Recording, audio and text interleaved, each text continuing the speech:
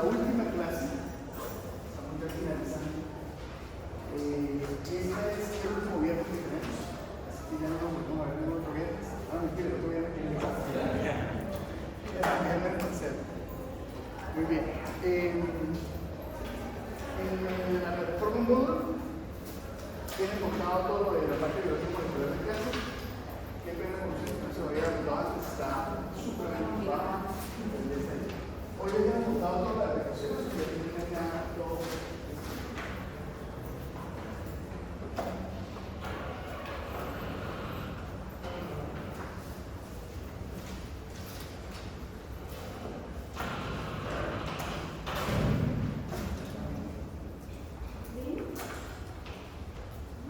Bueno, muy bien. Antes de iniciar, vamos a hacer una cosa.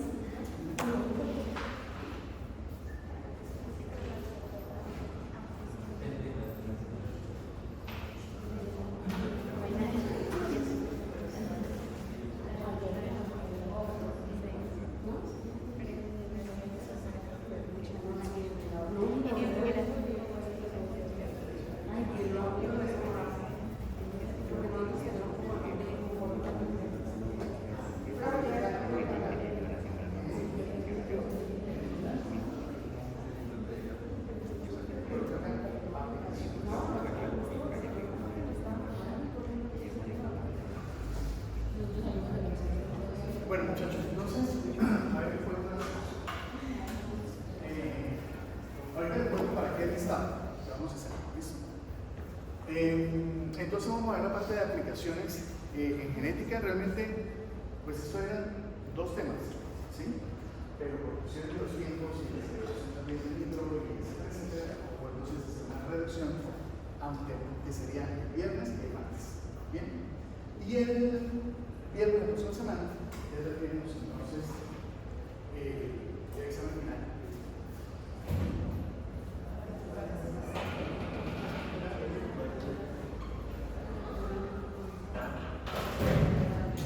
El examen final es, recuerden que es acumulativo, ¿no? El examen final. Entonces, obviamente tiene un peso mayor, estas últimas clases que hemos visto, tienen más preguntas, pero de ahí en adelante eso todo es acumulativo. ¿Vale? Creo que ya no queda nada más, ¿cierto? Ya terminaron la parte de talleres, laboratorios y eso. Sí, sí. Okay. ¿De eso ustedes tienen nota? No, es que digamos, en el grupo GC1 que tenemos nosotros tenemos el martes, por lo que el día de mi las 12 nos dio plazo hasta hoy a las 4 de la tarde de entregar el taller. Ah, ok. Y dijo que una vez ella cerraba notas y que computaba las 9 notas de laboratorio que sacamos con las 7 o 8 de todavía. Y ahora nos da como un promedio de las 10 y sí, sacar todo para sacar la nota.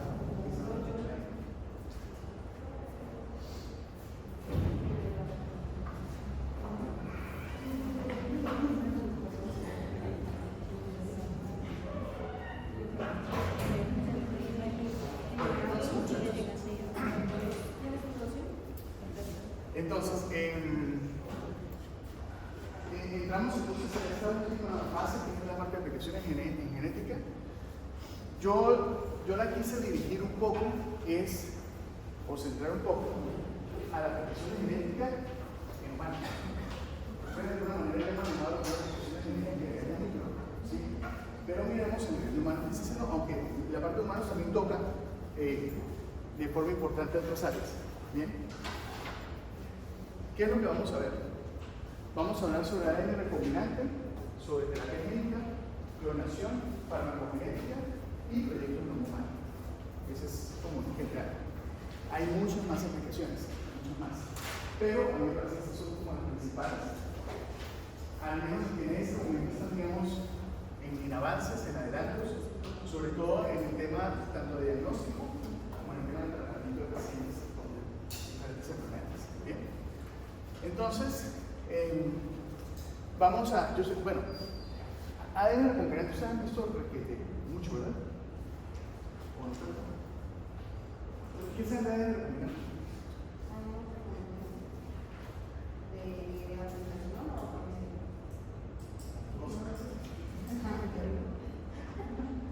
O sea, ya, ¿qué es ADN recombinante? ¿Cómo? ¿El que qué? O sea, que se traduce, que está haciendo la proteína. pero es que eso lo hace un ADN normal. O sea, el ADN normal hace el proceso de transcripción y traducción. La pregunta es cuál es el proceso de ADN recombinante. El ADN recombinante no es el que se la pasa todo el tiempo recombinando, porque, por ejemplo, en los medios de ADN.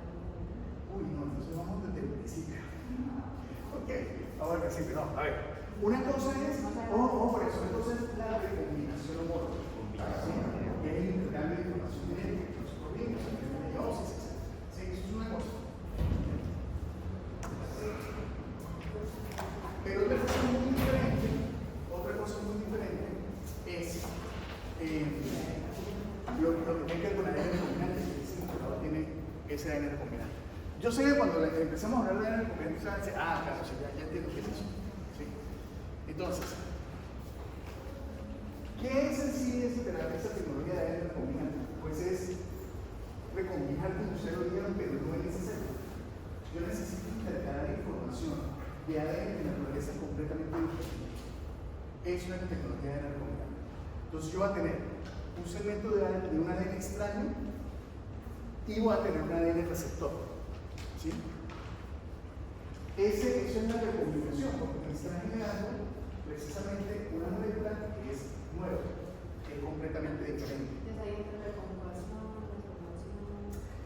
Eso entraría de forma natural, ¿sí?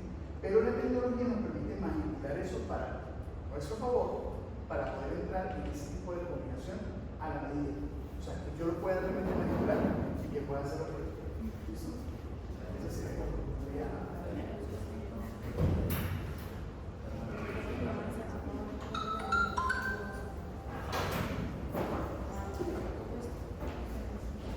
Entonces, por lo tanto, estamos hablando de una unión de tipo artificial.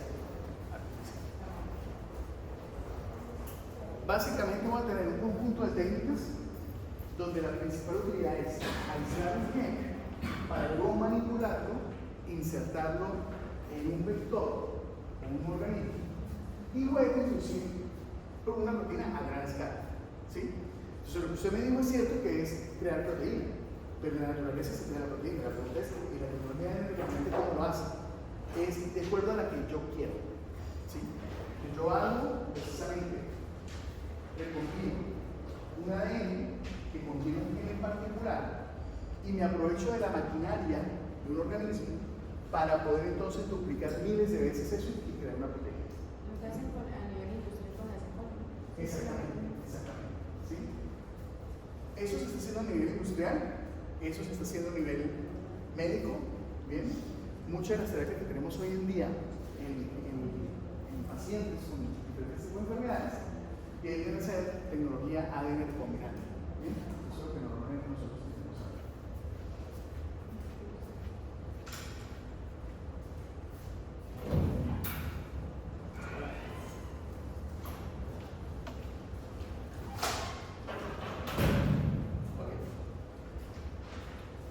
Entonces,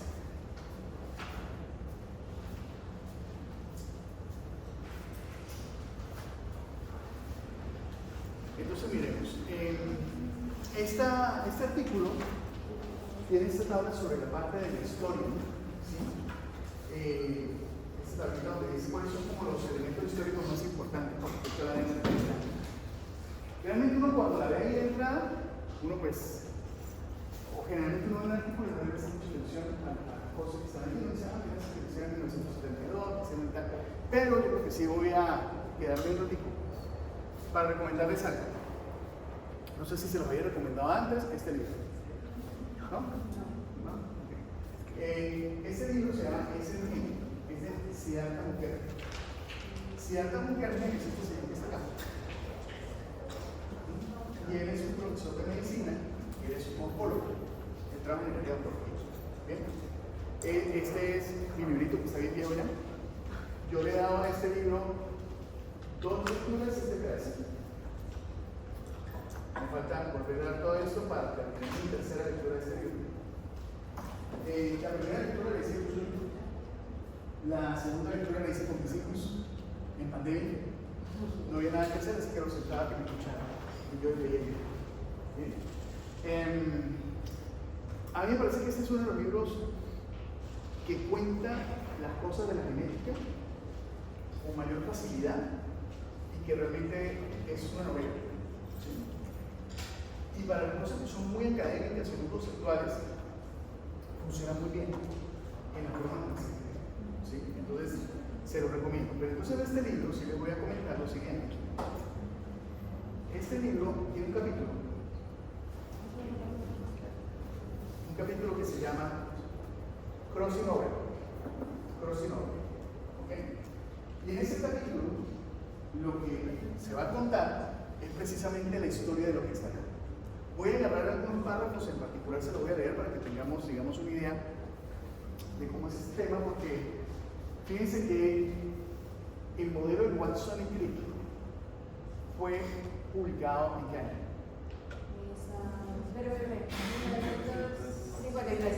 1953. O sea que hasta ese momento no se tenía claridad sobre cuál era el modelo de la molécula. Bien.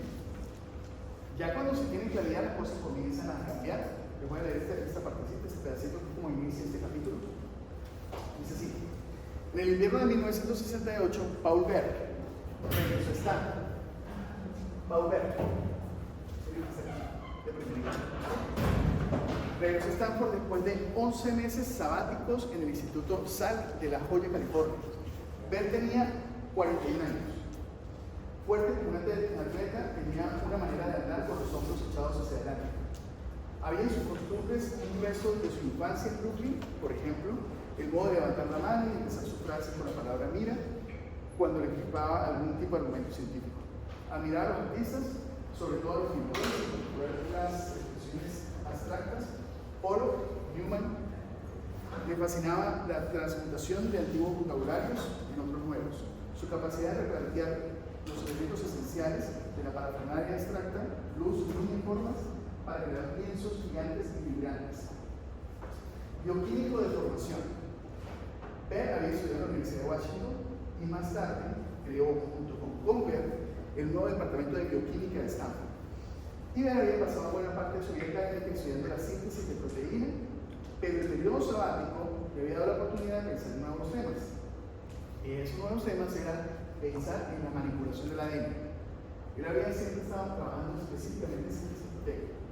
Cuando él regresa a ese año sabático, pues más adelante que lo explica, tuvo una conversación con diferentes personas y se dio cuenta que el ADN era lo que iba a marcar la diferencia. Entonces decidió dejar todo su trabajo. ¿Sí? ¿Alguien falta acá? ¿Todo el mundo está? Ok. ¿Cuántos son? 1, 2, 3, 4, 5, 6, 7, 8, 9, 10, 11, 12, 13, 14, 15, 16, 17, 18. 1, 2, 3, 4, 5, 6, 7, 8, 9, 10, 11, 12, 13, 14, 15, 16,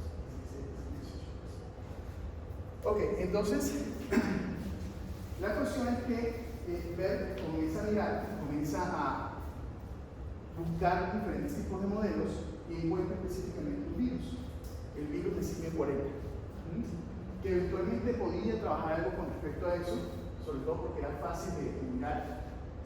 Y con Loban, está Loban. Es muy curioso porque Loban era un tipo que se había graduado en la parte de ingeniería. El tipo no tenía nada que ver con la parte biológica. Pero en ese entonces, no es como el inteligente, es como muy dirigido. O sea, usted hace un área de conocimiento y usted se va por el doctorado, la maestría de esa área específicamente.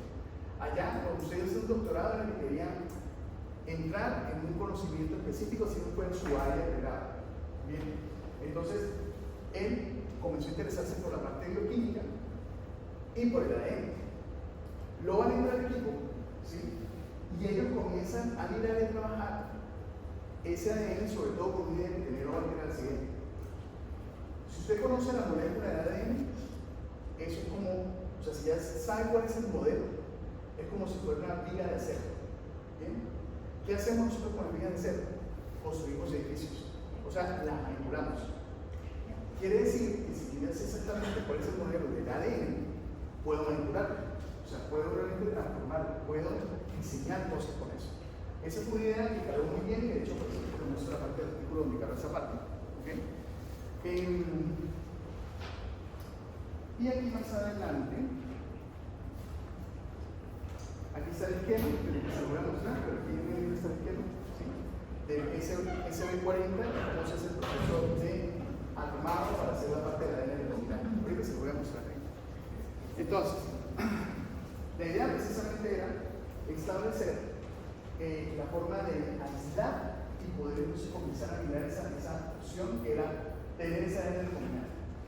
Y al final era muy claro, es decir, si yo sé que en el ADN se produce una proteína, ¿sí? ¿Qué tal esa proteína puede ser un medicamento? Esa es el punto. Bien, entonces comenzaron a trabajar en eso. No voy a hablar de Jobs, de Jackson, pero sí voy a hablar de Merz. Merz terminó siendo muy importante en el grupo de trabajo. Merz terminó siendo la única mujer que trabajó en el equipo. ¿Sí?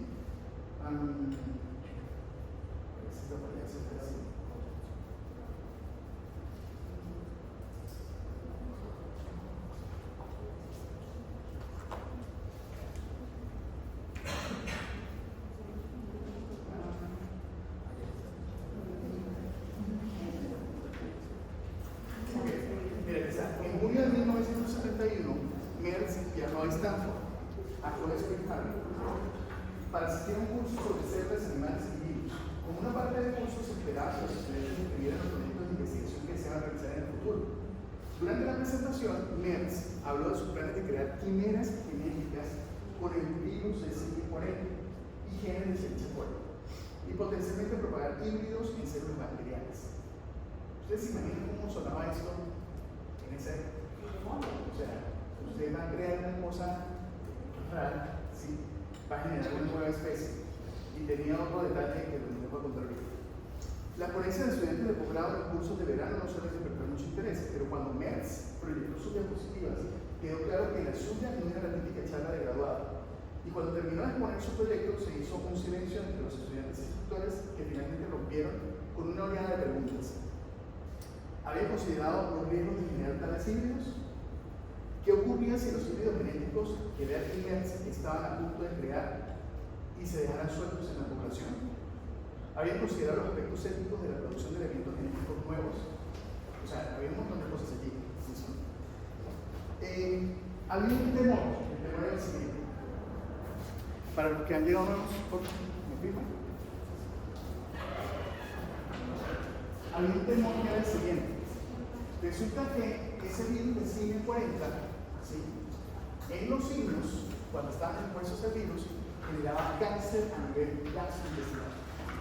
Bien, entonces, ¿qué pasa si yo manipulo un virus de CD40 y ya hago que ese virus pudiera pasar al hombre, al humano? Entonces pudiera estar generando un riesgo para cáncer en nosotros. Bien, eso fue algo muy importante que detuvo el tema de investigación, hasta que ellos lograron demostrar que la cosa era muy diferente, porque realmente tenían, a partir de la forma técnica como lo hacían, lograron definir que no podría haber riesgo. Entonces,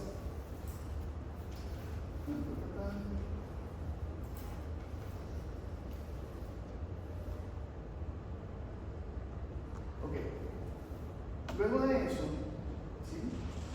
Merz generó un descubrimiento muy importante al grupo como tal, porque hizo que el proceso fuera mucho más eficiente. Ahora podemos producir nuevas piezas de ADN con unas pocas reacciones químicas, porque al principio se había generado bastante formas de presentación. Realmente Merz había creado ADN recombinado, pero con la moratoria de encuesta en el laboratorio de Bert, no pudo transferir los híbridos de genes a células bacterianas vivas, porque lógicamente había el temor. Acá lo importante es que Merz sí tiene el contexto, y ahorita lo vamos a mirar, la metodología para convertirla en pocos pasos y hacerla mucho más eficiente. Bien.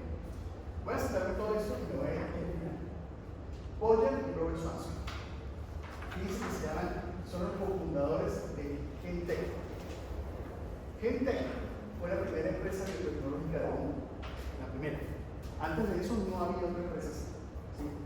Resulta que en este caso, Robert Swanson, ese señor que está acá, él no era biólogo, no era químico, no tenía absolutamente nada que ver con el área médica, ni con el área de producción, ni de medicamentos, ni nada de eso. El tipo era un inversionista, ¿sí? Y él había invertido en diferentes tipos de negocios que no tenían nada que ver con la biología, y en muchos de estos había fracasado. ¿Bien? Pero todavía se insistía, quería invertir y tenía los recursos para invertir. Entonces, un día, Robert Swanson agarró una revista donde hablaban del ADN, ¿bien? Y hablaban precisamente de esa nueva tecnología de recombinante, porque miren qué pasó de 1969 hasta 1976, que se crea la primera empresa. ¿Sí? Entre 1970 y 1972, la experimentación con ADN recombinante se detuvo. Y se detuvo fue precisamente porque estaban los problemas éticos de trabajo y de seguridad. Ya después de eso, en conjunto Boeing y todo lo que vivieron acá, lograron demostrar que sí era seguro, que sí se podía trabajar con eso. ¿Bien? Y a partir de eso, pues, Robert Swanson dijo, si se puede trabajar con esto puede tener cosas importantes. Yo quiero estar ahí, ¿sí? Pero todo estaba en investigación, todo estaba en nivel universitario.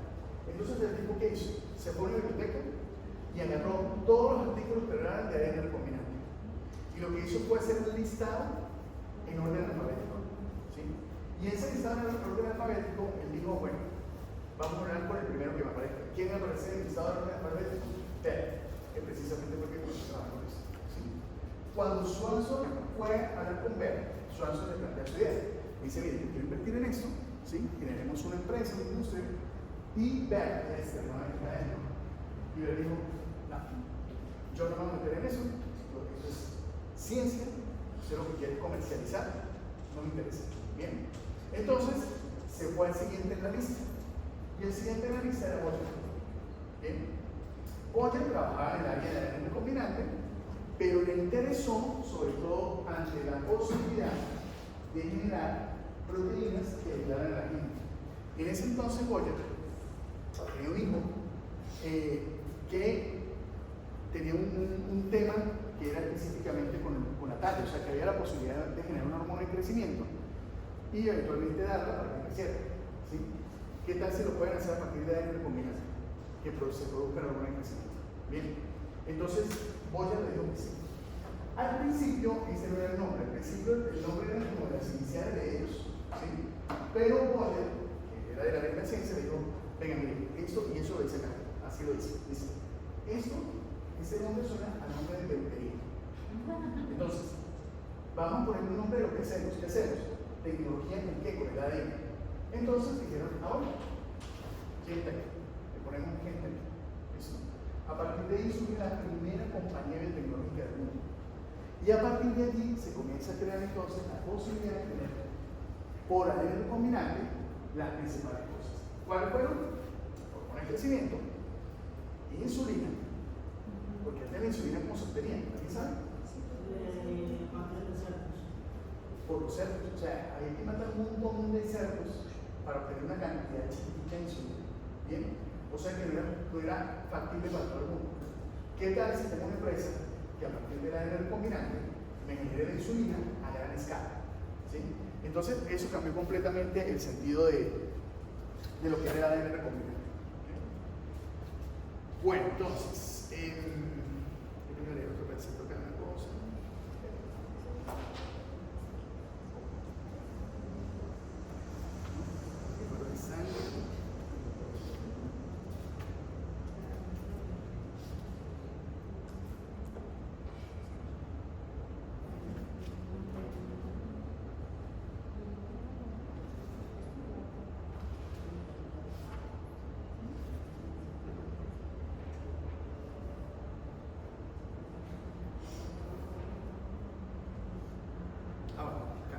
Miren, en diciembre de 1980 en reconocimiento de los avances tanto en el área de ADN recombinante como de secuenciación, se otorgó el premio Nobel de Química a Fred Sanger, de secuenciación Sanger, Walter Gilbert y Paul Beck.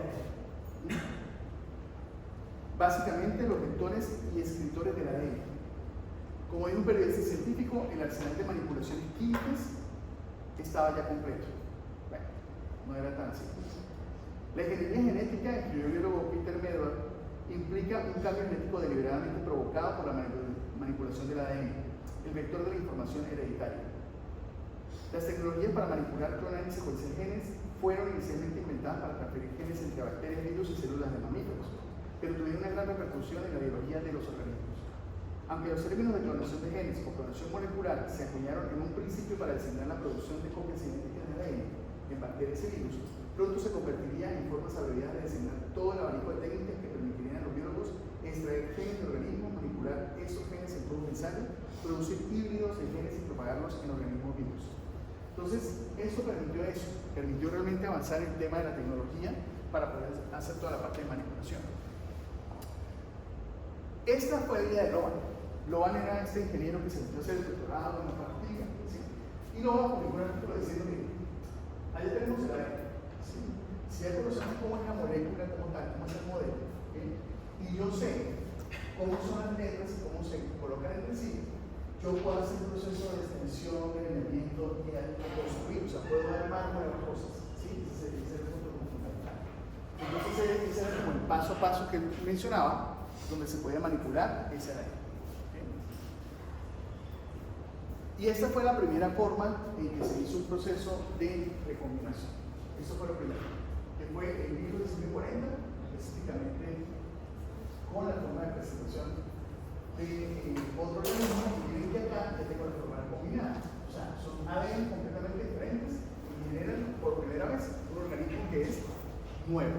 ¿Sí? Desde el organismo nuevo, desde el punto de vista del ADN, no organismo, sino el ADN como tal, que ya tenemos una forma nueva de presentación. ¿Okay? Y lo que hizo Merz fue muy interesante porque Merz pasó de tener todos esos pasos que tenían, este montón de pasos, a tener básicamente esos pasos que están. O sea que hizo un razonamiento desde el punto de vista metodológico de la técnica y logró reducir el tiempo. Esto era súper complejo. Hacerlo era muy complicado. Merz lo hizo mucho más sencillo, en pocos pasos, para lograr hacer ese proceso de producción de ADN recombinante. Entonces, ¿cuáles son los objetivos del ADN recombinante? Vamos a aislar fragmentos concretos de ADN, o sea, fragmentos que sepamos que son de interés para algo en particular. Esa es la idea. ¿Para qué? Para usarlos o almacenarlos para futuros usos, expresarlos en otros sistemas biológicos y por lo tanto eso me va a permitir manipular, reprogramar y modificar selectivamente un genoma determinado. Y además de eso, pues los alcances que va a tener es, lógicamente, si estoy modificando ese ADN, estoy modificando ¿qué? El fenotipo. Bien. ¿El fenotipo de qué? Del organismo con el que estoy haciendo el proceso o de forma indirecta en el caso del humano, hacer una modificación secundaria a partir de esa manipulación en la ADN.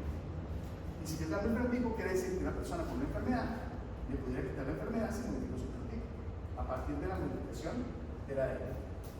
Entonces, esos son como los objetivos principales de ese ADN recombinante. Y no era lo que se pensaba, porque lo que se pensaba era, vamos a construir entonces organismos nuevos bajo interés, etcétera, etcétera. Eso era lo que se pensaba en ese momento. Bueno, entonces, básicamente tenemos 4 etapas. Hay modificaciones, pero estas son las 4 etapas generales. ¿Bien? La primera etapa es la producción del fragmento de ADN. La segunda es insertar el fragmento de ADN en un vector de clonación. La tercera es inducir introducción del vector de clonación para hacer la replicación. Y la última es clonación del ADN. ¿Bien? Todo esto es para lograr al final del camino de producción a gran escala de lo que yo necesito que ese ADN me genere. Bien, entonces, ¿cómo son las estrategias? Entonces arranquemos acá. Lo primero es aislar el gen de interés. Entonces, ¿qué tengo que saber? tengo que conocer la secuencia. Y tengo que entender también cuáles son las letras reales que componen el promotor, exones, intrones y señales de regulación. Porque es una cosa muy importante. Cuando uno ve el ADN, pues usted lo que está viendo son letras. A usted nadie le está diciendo, mira, aquí está el promotor, aquí están los exones, intrones y aquí está la señal de regulación. Eso hay que deducirlo a partir de todo el componente funcional de esa estructura. Entonces ya cuando usted tiene la posibilidad de aislar un gen, ya la cosa cambia, ¿sí? Porque si yo tengo entonces, y si conozco la secuencia que me produce hormona de crecimiento, pues simplemente ya dice que va de acá hasta acá. Y si la puedo manipular, y si la puedo colocar en un organismo, pues entonces ahí es donde va a producir la gráfica. ¿Bien? Entonces, eso es lo primero. ¿Qué limitaciones tenemos en este momento en los humanos? Que no tenemos todos los genes descritos. ¿Sí? Cada mes se están descubriendo nuevos genes. Pensamos que tenemos aproximadamente unos 20.000, estamos en 17.000, casi 900. ¿Sí? O sea que todavía se faltan genes por descubrir. O sea que ahí tenemos una limitante, digamos, a la hora de pensar en utilizarlo para todos los genes del humano, no está tan claro. ¿Bien? ¿Qué tenemos que hacer ahora? Pues insertar el gen en un vector adecuado.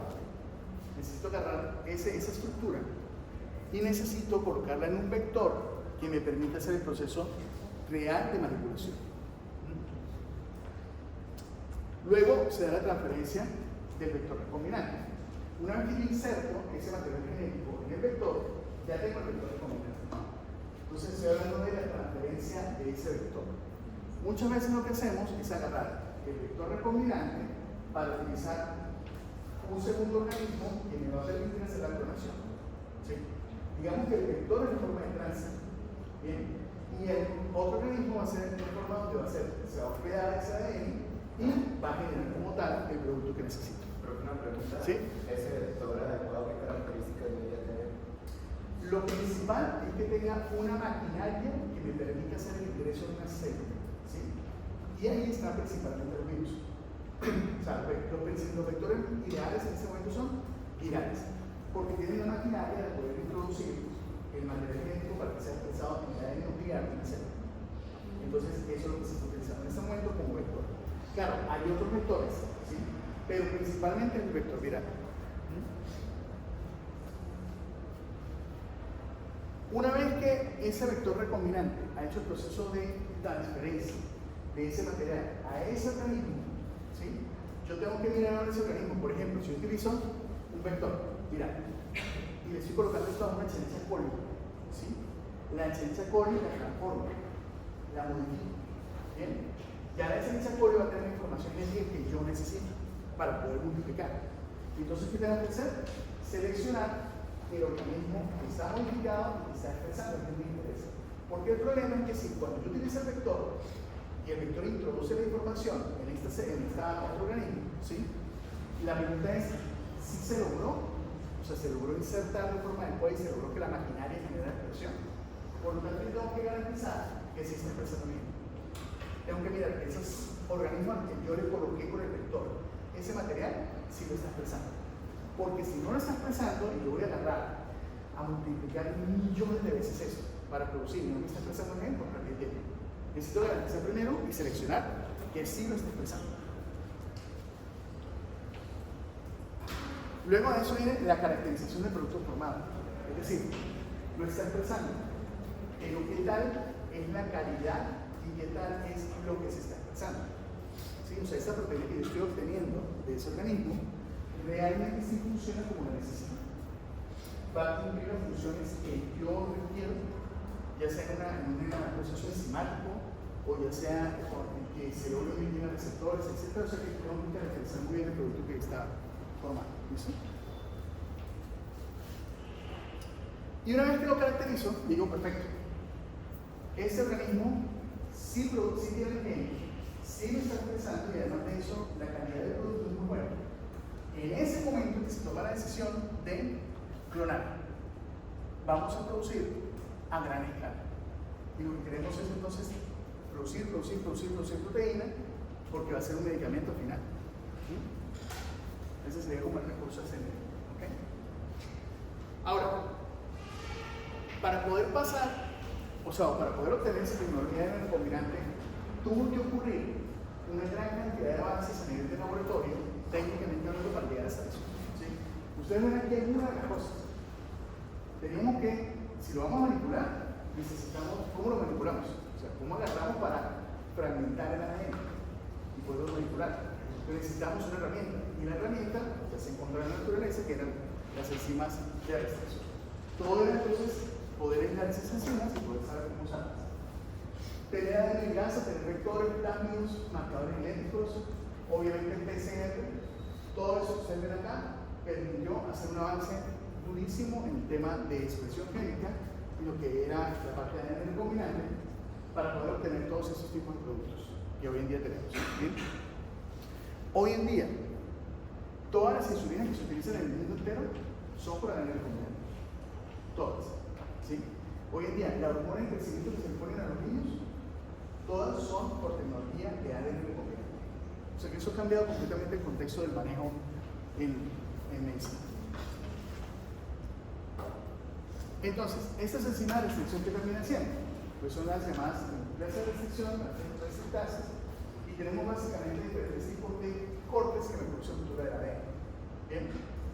De estos dos tipos de cortes que ustedes ven acá, ¿sí? Si yo le digo que este es el primero y este es el segundo, ¿cuál creen ustedes que es el mejor para utilizar en el tema de la ADN recombinante? ¿El primero o el segundo?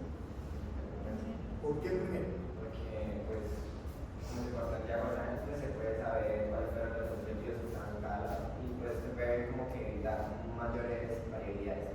Exactamente. Este tipo de corte que está acá tiene un problema grave. Tiene dos problemas graves. Uno, que yo pierda el nucleótido y que no logre reconocer qué es lo que me faltó. ¿Sí? Dos, que realmente no son bordes adheribles. ¿Sí? O sea, pegar esto es completo. ¿Bien? Y eso sí generan bordes adheribles y además eso me permite garantizar una lectura, si sea cortica, de que el nucleótido está dentro. O sea que si yo voy a manipular el ADN, prefiero utilizar enzimas de restricción en este punto, desde este punto de vista. ¿Listo? Ahora, cuando nosotros hablamos de enzimas de restricción, vamos a tener en general esos tipos. Tipo 1, tipo 3, tipo 2. No las coloco tipo 1, tipo 2, tipo 3, por lo que les voy a comentar ahorita, que son las características. ¿Vale? Las que son tipo 1 y tipo 3 tienen una actividad de restricción. O sea, me van a cortar, ¿sí? Pero tienen un problema. Que al mismo tiempo que cortan, ¿qué hacen? Me tiran. Si yo estoy hablando de que necesito manipular un ADN para cortar, meterlo en un vector y que luego se mete en un organismo para producir algo a gran escala, si yo me tiro, ¿cuál es mi probabilidad de apagar esa expresión? Muy alta. ¿Sí? Entonces, luego, si me corta está bien, está haciendo el corte, pero me tira. Entonces tengo un problema allí. ¿Bien? Lo otro, el tipo 1, la secuencia de reconocimiento está lejos del sitio de corte. Mientras más lejos esté, más problemas hay. Yo necesito que sea lo más cercano posible al sitio de corte que yo necesito. ¿Bien? La tipo 3 se buscaría mejor, porque me está haciendo que está cortando 5 o 8 bases de la secuencia que reconoce. O sea que si yo digo que están 2, yo preferiría utilizar la tipo 3. Porque el reconocimiento está más cerquita de la secuencia de reconocimiento. ¿Bien? Ahora, tengo un problema. Necesito TP para moverla a través de la molécula de ADN. ¿Bien? O sea que necesito un fenómeno de tipo energético. Ahora miren las tipo 2. Las tipo 2 solo tienen actividad de restricción. Perfecto. Porque si no me están retirando, eso quiere decir que vamos a subir. Cortan dentro de la secuencia que reconocen, o sea que terminan siendo específicas, porque no me están haciendo un reconocimiento real de las secuencias que están reconociendo en ese momento. Solo requiere magnesio como un cofactor y no necesita ATP. O sea que a la hora de seleccionar una enzima de restricción de estos tipos que están acá, lo ideal cuál es? Tipo 2. El tipo 2 es el que yo debo seleccionar para hacer una manipulación adecuada a nivel de ADN recombinante. Ese sería el punto fundamental ahí. ¿Okay? Muy bien. Entonces, fíjense, en esta gráfica se resume de forma como, digamos, en síntesis, lo que uno puede lograr con eso y hasta dónde puede llegar. ¿Bien? Miren que del lado izquierdo, en la parte superior, yo tengo la bacteria, tengo la parte de la información, que es el cromosoma de la bacteria, y tengo un plásmido. ¿Bien? En ese caso, el plásmido sería ¿qué? Sería el vector. O sea, el plásmido va a ser mi vector. ¿Bien? Entonces miren que yo tengo acá de este lado, del lado derecho, tengo una célula donde voy a aislar un gen de interés. Un gen que necesito para producir una proteína en particular. ¿Qué hago entonces? Agarro, corto ese ADN, ¿sí? Con el gen que yo necesito, y se lo voy a insertar al plásmido, que es mi vector. ¿Bien? Y una vez que hago eso, ese vector va a ser insertado en una bacteria, que va a ser el organismo de clonación. ¿Bien? Entonces, una vez que esté insertado acá, ahí sí yo puedo decir, tengo claramente la producción de la bacteria para sobrevivir y para hacer todas cosas, pero en el plásmido tengo el gen de interés para que me produzca la proteína que necesito. Entonces lo que voy a hacer es que voy a cultivar eso. ¿Sí? Voy a generar miles y miles de copias de eso para que me generen miles y miles de producción de la proteína que eso que está ahí. ¿Bien? Una vez tengo eso y yo genero esa relación, ahí sí estoy generando un producto de gran escala. ¿Sí? Y fíjense que se utilizan diferentes áreas. Acá, por ejemplo, lo están colocando como la resistencia específicamente en plantas, en tema de pesticidas, para limpieza de aguas con efecto de los hidrocarburos que se están eventualmente contaminando. Se está utilizando también eso. Y en medicina se ha utilizado para pacientes con cardiopatías. Se utiliza para hormona de crecimiento y un montón más. Un montón más. ¿Sí? Vamos, vengan, les pongo un ejemplo. Busquemos acá una patología. Vamos a buscar. Busquemos eso pasa.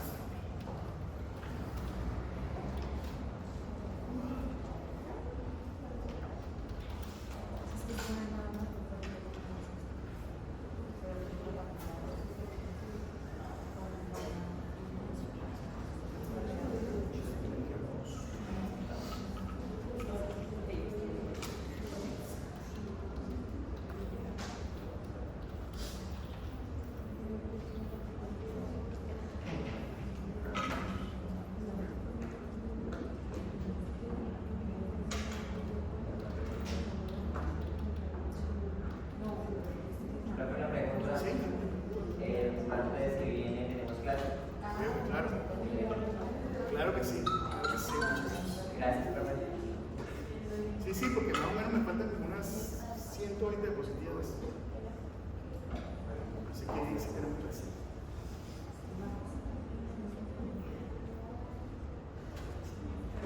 Profe, ¿Sí? ¿y esas diapositivas será que las puedes subir hoy? Hoy les subo todo lo de la... Ayer les subí la parte de cáncer, qué pena que no se los había subido, pero mi semana fue un poquito complicada, ¿sí? Pero ya hoy sí con toda seguridad subí todo.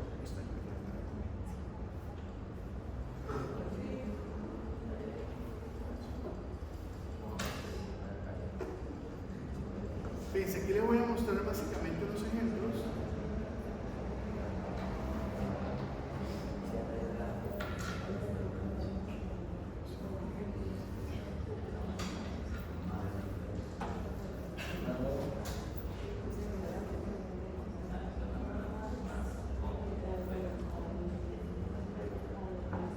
Ok, les voy a mostrar 3 ejemplos.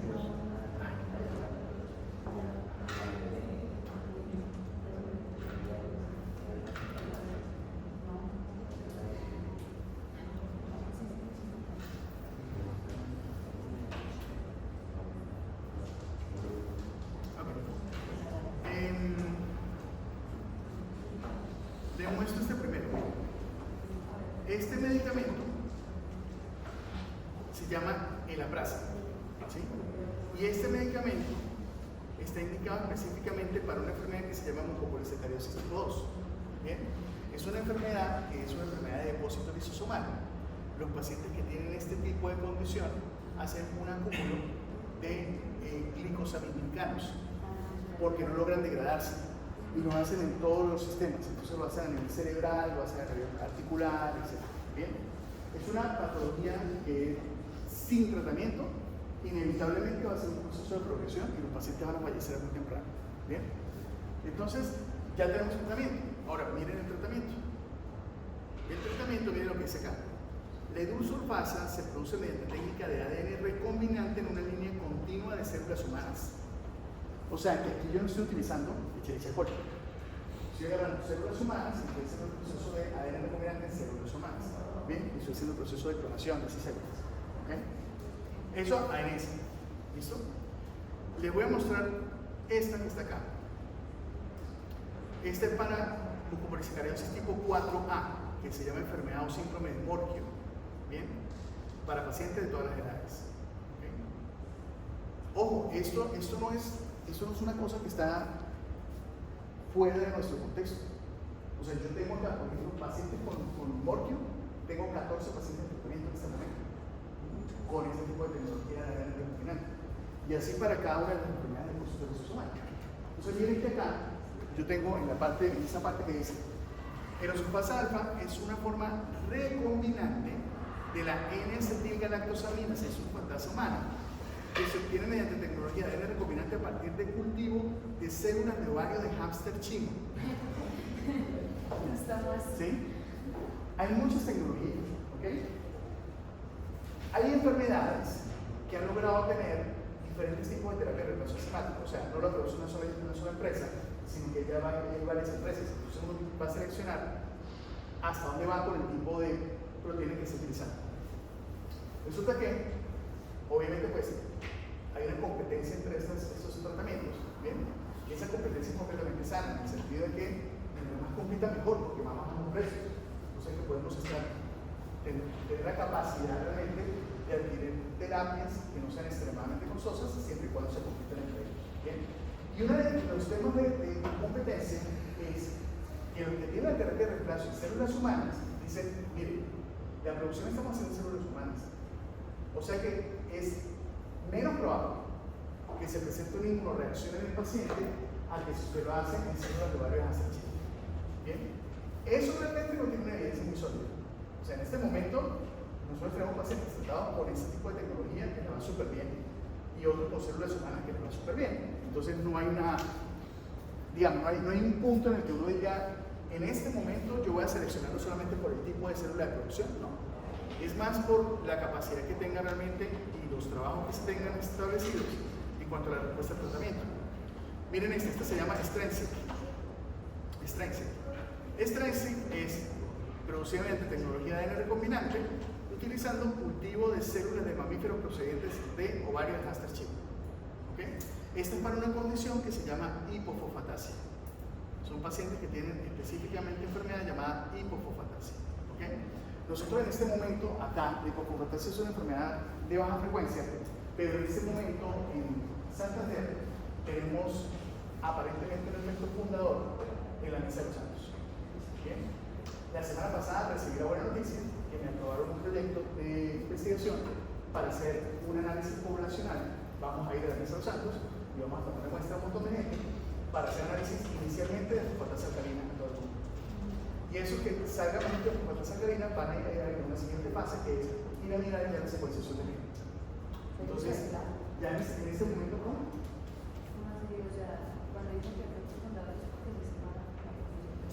No, lo que pasa es que lo que ocurrió fue lo siguiente. Teníamos pacientes que no tenían nada que ver uno con otro, ¿sí? Y comenzamos a ver, bueno, más bien en estos minutos les voy a echar ese cuento. ¿Cuánto me queda? Sí, me quedan 8 minutos, perfecto para comentar la edición.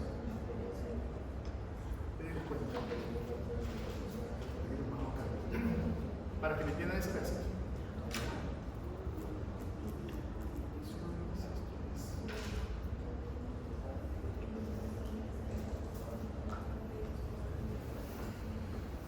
Y los pacientes que les voy a mostrar están tratados por esa tecnología de ADN recombinante.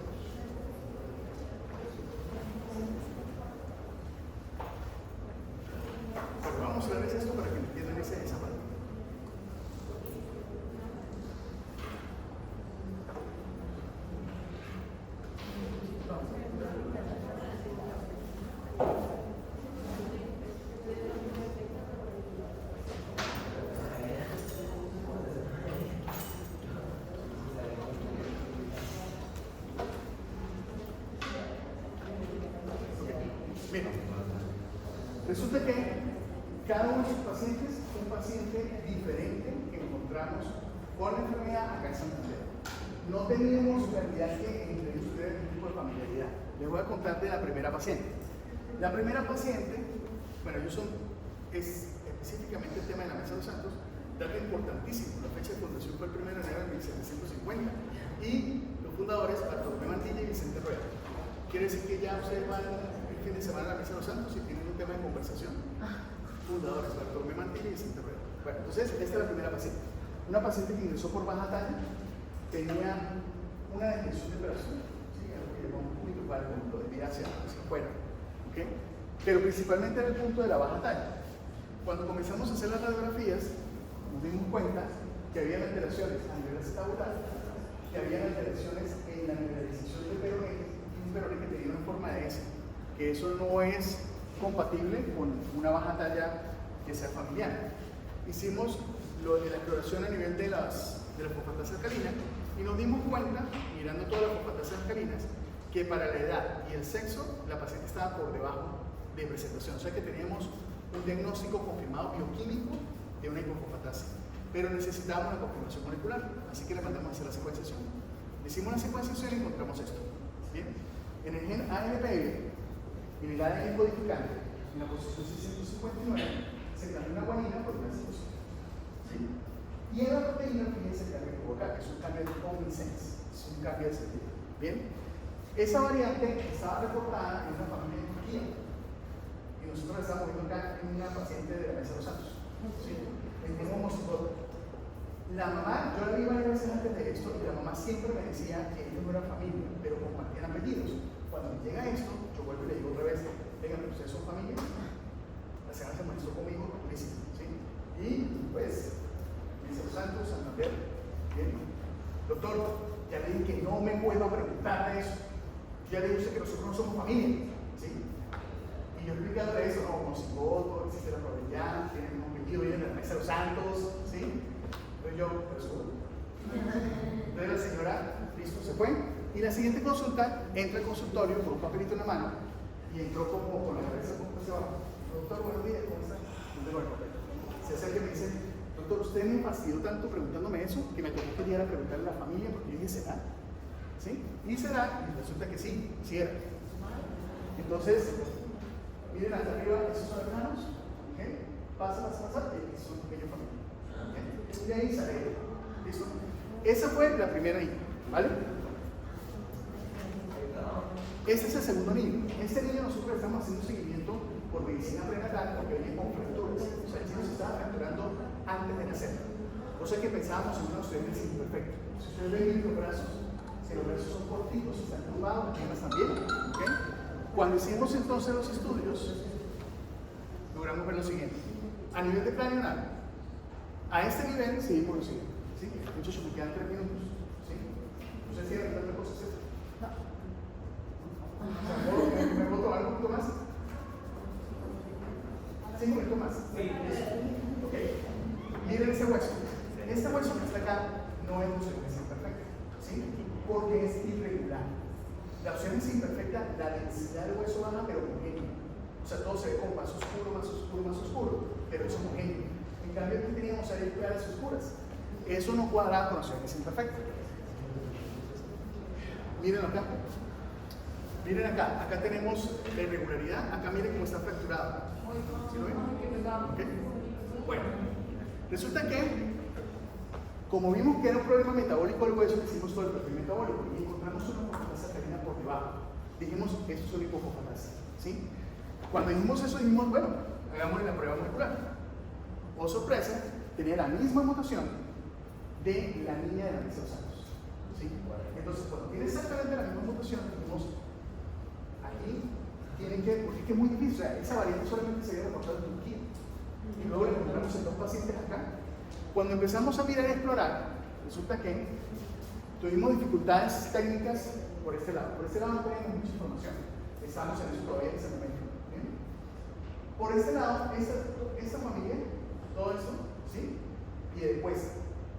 ¿Bien? Acá, pie de cuesta. Pero acá arriba, es a los Santos. ¿Bien? Entonces dijimos, ok, O sea que aquí tiene que tener un punto allá arriba de encuentro. ¿Listo? Luego, un día me llaman del hospital, me dicen, doctor, bonita consulta. Tenemos un paciente que tiene acondroplasia. Queremos que lo vea porque además eso se fracturó. Entonces uno dice, ay, pues es muy raro, un acondroplásico que se fractura. El acondroplásico pues es de huesos corticos y bajitos, ¿sí? Pero que se fracture como tal, un hueso largo es como complicado. Entonces yo voy a ver al paciente, lo primero que me llama la atención es que no tiene características de acondroplasia. Eso fue ya después de consultar esas fotos, ¿sí? Pero cuando yo la vi en la cama del hospital, en hospitalización, esta paciente tenía algunas características de deformidad a nivel de los brazos, curvatura, ¿bien? Y cuando yo comienzo a hablar con ella, yo le empiezo a preguntar cosas y me doy cuenta de algo. Cuando yo la vi en hospitalización, en ese momento tenía 26 o 27 años, ¿bien? Y me doy cuenta que con 26 años no tenía dientes en la parte inferior. Ni uno. ¿Sí? Ni uno. ¿Bien? Entonces yo le digo, estamos hablando de 27 años, ¿sí? Sin dientes. Aquí lo que usted ve porque tenía acá una prótesis, ¿bien? Pero esa es la prótesis, ¿bien? Entonces le pregunto, venga, una pregunta. ¿Qué le pasaron a sus dientes? ¿Qué fue lo que pasó? Y dice, es que a mí me lo comieron las bacterias. ¿Bien? ¿Y a qué edad? ¿No? A los 12 años. ¿Bien? Cuando uno ha estudiado salud, está en un año, y usted escucha algo que no le cuadra, ¿sí? Porque la pregunta es, ¿ustedes cuántas personas conocen que las bacterias le comen los dientes y ya no los tienen a partir de los 12 años? Porque las bacterias se lo comieron, ¿sí? O sea, eso como que no cuadra, ¿cierto? Entonces yo sigo hablando con ella, de repente yo digo, pero si usted está aquí por una fractura, ¿sí? Miro los apellidos, yo le digo, ¿usted es Camisa Los Santos? ¿Sí? Me dice, sí, doctor, sí, yo soy la Camisa Los Santos. Y yo, claro, porque los apellidos los tenía acá, y yo dije, pucha, o sea, tiene una fractura patológica, no tiene dientes, eso puede ser hipofantásico. Entonces, cuando me dice eso, yo le empiezo a preguntar que si conocía a fulanito de tal, pero yo me acuerdo de los nombres, ¿usted conoce a fulanito de tal, fulanito de tal? No. De repente me nombro por allá y me dice, ay, esa es como que prima de mi mamá. Yo, ok. Yo vi la paciente un sábado. El lunes la tenía programada para biopsia porque si usted tiene una fractura patológica, tiene que pensar en cáncer, no se cómo. Fractura patológica que es, estoy caminando y ¡pum! Se fractura el fémur. O sea, ¿usted se imagina caminar y que se fractura el fémur? Eso no es lógico. O sea, pero usted fractura el fémur necesita impacto, ¿bien? Y ella no le tenía ningún impacto. ¿Sí? Entonces, claro, yo después echando el cuento para atrás y diciendo, pero un montón de cosas, yo les digo, esto no es cáncer. O sea, esto es hipofantasia. ¿Bien? Y dejé la orden que, por favor, el lunes no la llevaran al quirófano, que esperáramos como fantasía. ¿Bien? Y como yo soy una persona que soy muy respetada en el hospital universitario, y me hacen caso en todo, se me llevaron al quirófano y le tomaron la biopsia. ¿Sí? Se me va a prestar misma atención, ¿no? El martes en la mañana llegó la hipofantasia canina. Y la hipofantasia canina en 7 unidades por o sea, por el piso, es hipofantasia. Yo tenía la razón. ¿Bien? A los 15 días llegó la biopsia, ¿sí? Y osteosarcoma.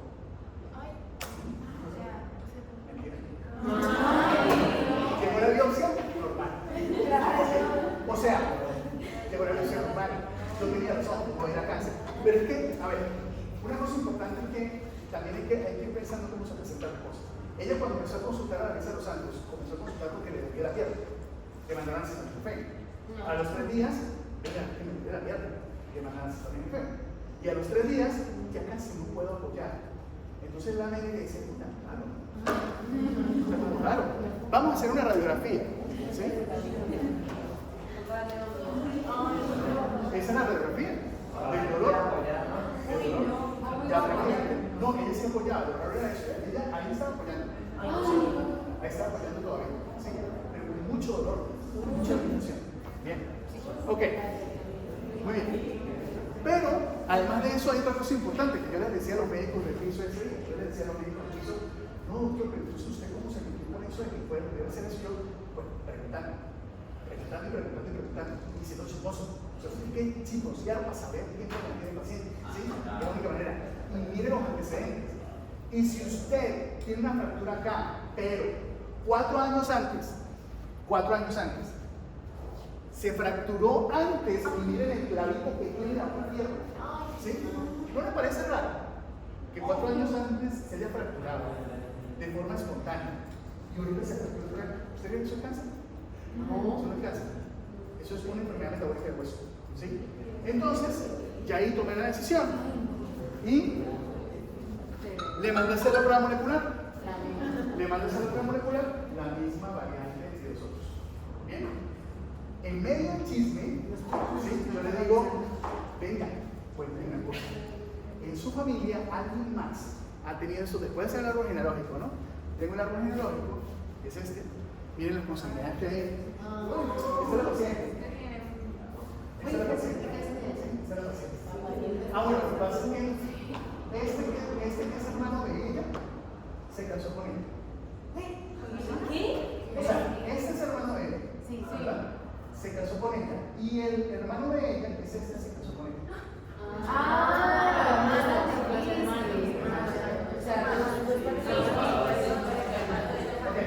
Eso pasa mucho. Sí, y sobre todo en el sexo.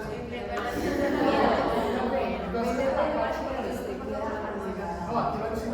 O sea, aquí está, nosotros hemos identificado acá lo que es neblina, sanguíneo en las regiones, Ocaña. Ocaña está minado esa cosa. O sea, ir a hacer un trabajo poblacional en Ocaña sí sería muy importante porque tenemos muchas enfermedades recesivas. Entonces yo le empiezo a preguntar a ella, venga, en su familia, ¿alguien más le ha pasado algo parecido a lo que usted tiene?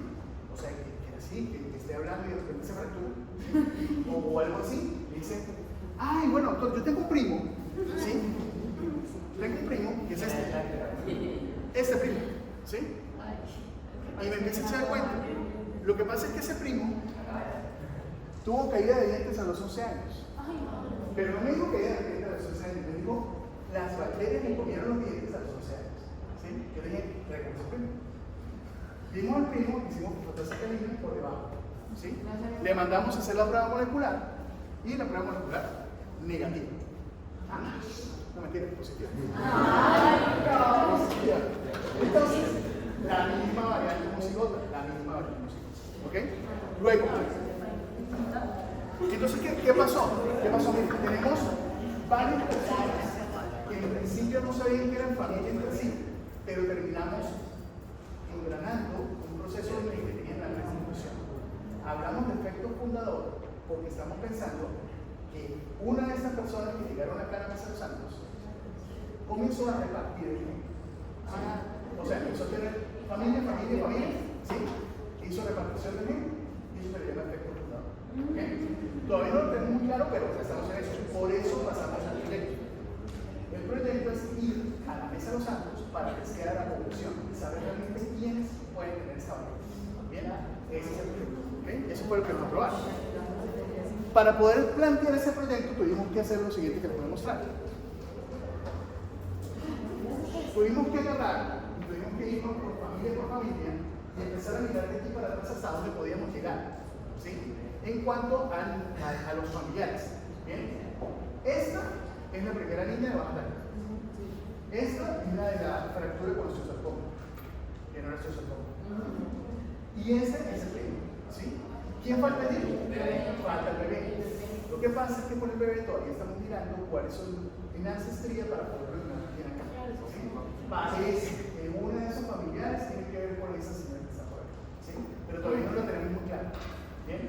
Esto lleva mucho trabajo. ¿Bien? Porque hay que preguntarle saber quién se enlaza con quién, cómo se enlaza cada familia. ¿Sí? Y al final tenemos esos puntos de encuentro, esos puntos de enlace. ¿Okay? Recomendación: si usted ve algo de la Mesa de los Santos donde sus apellidos comienzan por A, C o P, piensen en conjugación. ¿Sí? Si su apellido comienza por A, por C o por P, piensen en conjugación. ¿Okay? Mírenme los dientes, mírenme sonríe. ¿Sí? Mírenlo bien. ¿Okay? Para esta enfermedad tenemos Strensiq, que es la nitroglazal, funciona súper bien ese medicamento. Miren, este medicamento con tecnología de ADN recombinante es un medicamento que me produce la copasacarina específica del tejido, lo hace en forma de miel que recombina el cuerpo para que sea una membrana. ¿Para qué? Para que logre ese luego el proceso de generación de hidroxiapatita y pueda mineralizar el hueso de forma adecuada. Y realmente el cambio es brutal. Este no es un paciente bien, este es un paciente que de los pacientes de reporte clínico que hicieron también que se ven, la terapia la tuvimos acá en el año 2018 ya. Esto es antes del tratamiento. ¿Sí? Miren acá, desde enero de 2016 hasta febrero de 2017, vienen los cambios. ¿Sí? Miren cómo se reestructuró el hueso, cómo mejoró. Claro, este es perfecto, ¿no? Quiero decir, mejoró muchísimo con respecto a eso que tenemos. Bien. Y eso también, cuando son niños muy pequeños, el problema es ese chino que yo les comenté, afortunadamente la capacidad respiratoria todavía la tenía porque no tenía fracturas costales. Pero muchos tienen fracturas costales porque tienen que casi ni se les el hueso. ¿Sí? Este paciente entró en tratamiento, a los 6 meses ya se le costillas. ¿Bien? Y se logró quitar la definición mecánica. ¿Ok? Y se logró salvar. ¿Sí? Eso es ADN recombinante. Eso es aportasa alfa a partir de ADN recombinante en células de ovario de cáncer chino. ¿Sí? Y eso lo estamos haciendo ahorita, lo tenemos en tratamiento. Todos estos pacientes que tenemos ahorita están en tratamiento en este momento. ¿Okay? Entonces, precisamente la idea es arrancar muy temprano el tratamiento porque con eso podemos evitar las complicaciones a futuro. Podemos evitar las fracturas, podemos evitar que se caigan los dientes. No solamente eso, esto genera también nefrocarcinosis, genera limpieza renal, podemos evitar la limpieza renal, o sea, en general salvamos un montón de cosas. ¿Bien? Y todo gracias a el ADN recombinante. Gracias. Pero bueno, vamos. Ahí, listado. Venga, alguien faltó.